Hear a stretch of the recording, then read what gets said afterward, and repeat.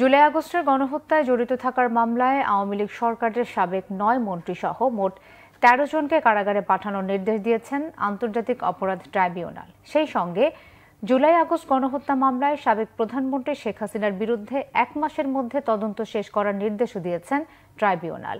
এর আগে কড়া নিরাপত্তায় আদালতে হাজির করা আওয়ামী লীগ সরকারের প্রভাবশালী মন্ত্রীদের অন্য মামলায় রিমান্ডে থাকায় হাজির করা হয়নি সাবেক কৃষিমন্ত্রী ডক্টর আব্দুর রাজ্জাককে। ন্যায় বিচারের মাধ্যমে আসামিদের সর্বোচ্চ শাস্তির দাবি করেছেন মরহুম আল্লামা দেলোয়ার হোসেন সাঈদীর ছেলে মাসুদ সাঈদী। রিপোর্ট করছেন এস.এম. ফয়েজ।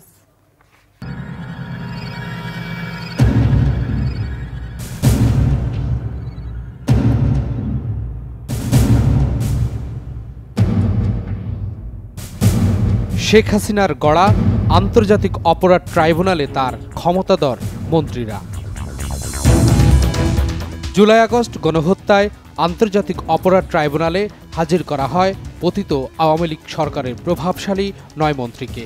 প্রথমে প্রিজন ভ্যান থেকে নামানো হয় সাবেক মন্ত্রী গোলাম দস্তগীর গাজীকে, এরপর সাবেক শিক্ষামন্ত্রী দীপু মনিকে।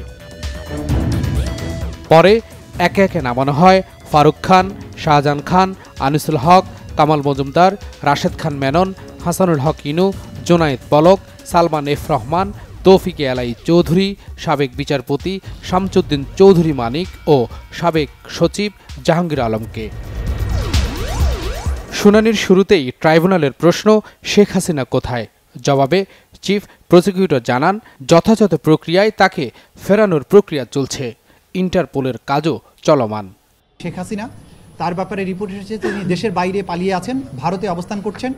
সেজন্য আমাদের পক্ষ থেকে আমরা ফর্মাল রিকোয়েস্ট পাঠিয়েছি ইন্টারপোলের কাছে রেড নোটিশের মাধ্যমে যে তাকে পেলে যেন গ্রেপ্তার করা হয়। ভারতের সাথে সম্পাদিত যে অপরাধীর বহিঃসমর্পণ চুক্তি, সেটার মূলে তাকে ফেরত চাওয়ার জন্য বাংলাদেশ গভর্নমেন্ট চিন্তা করছেন বলে গতকালকে প্রধান উপদেষ্টা তার বক্তব্যে বলেছেন।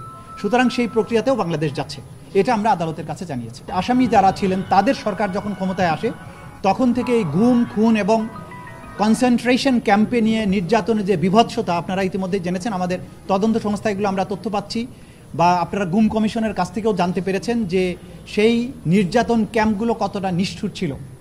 দাবি করা হয় শেখ হাসিনাই জুলাই আগস্ট গণহত্যার কেন্দ্রবিন্দু, ১৩ জন সহ বাকিরা সহযোগী। একের পর এক গণতান্ত্রিক প্রতিষ্ঠানগুলো ধ্বংস করেছে, নির্বাচন ব্যবস্থাকে ধ্বংস করেছে শুধুমাত্র একজন ব্যক্তি বা তার পরিবারকে ক্ষমতায় রাখার উদ্দেশ্যে।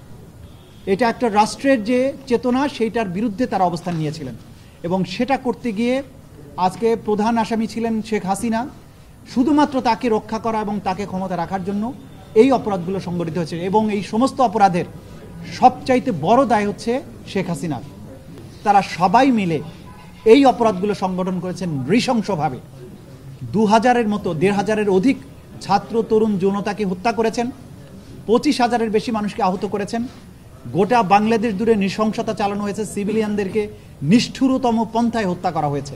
আসামিদের সঙ্গে আইনজীবী ও স্বজনের দেখা করার অনুমতিও দিয়েছে ট্রাইব্যুনাল।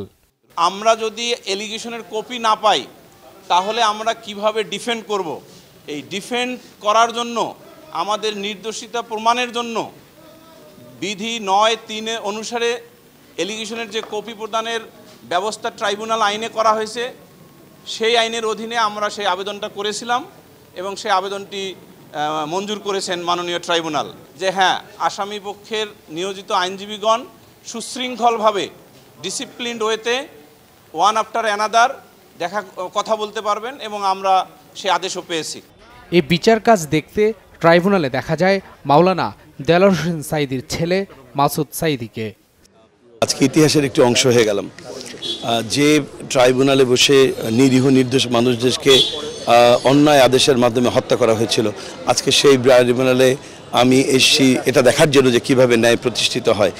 আর এখানে তো আপনি বলছেন আওয়ামী লীগের হ্যাভিওয়েট নেতা, আমি তাদেরকে আওয়ামী লীগের হ্যাভিওয়েট নেতা বলছি না, এরা আওয়ামী লীগের হ্যাভিওয়েট সন্ত্রাসী। বিচারিক কার্যক্রম শুরু হওয়ায় ট্রাইব্যুনাল এলাকায় ছিল কয়েক স্তরের নিরাপত্তা। অবশ্যই প্রত্যেকটা গাড়ি আমরা চেক করতেছি, সন্দেহভাজন প্লাস যেগুলো লোকজন আসতেছে যাদের কাছে ব্যাগ আছে, বিভিন্ন কোনো অবৈধ জিনিস আছে না, এগুলো আমরা সমস্ত গাড়ি প্লাস লোকজনকে চেক করে আমরা ঢুকতে দিচ্ছি। সোমবারের বিচার কাজ শেষে একে একে ৯ মন্ত্রী সহ মোট ১৩ জনকে নিয়ে যাওয়া হয় কারাগারে।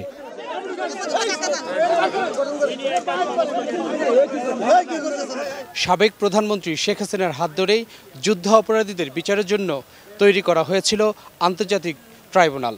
সেই ট্রাইব্যুনালেই বিচার হচ্ছে জুলাই আগস্ট গণহত্যার, যেখানে আসামি সাবেক প্রধানমন্ত্রী শেখ হাসিনা, তার প্রভাবশালী মন্ত্রীরা এবং তার আমলের পুলিশ, আমলা ও সচিবেরা। S M Faiz, Bangla Vision, Dhaka.